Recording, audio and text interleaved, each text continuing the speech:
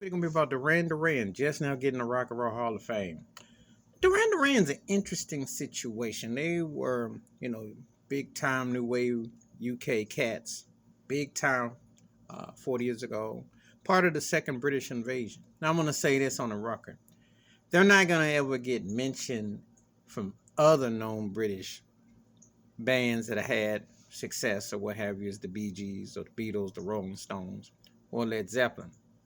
But they do belong in that next tier, in that 10 category, for longevity, for impact. They might not get the same critical mass from the Brits as the Police did in the 80s, because the Police had classics, etc. But Duran belong somewhere in that middle of the pack because they had hit songs, they had longevity, they had spin-off acts. I always said that New Duran was like the British version of New Edition, because you think about it, they broke off into Arcadia, Power Station.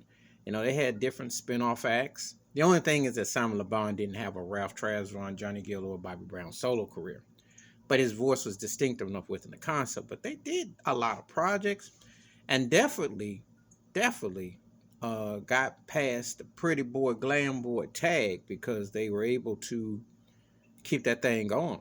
And so they're long overdue. And it's about time they get some recognition, because I always liked their sound.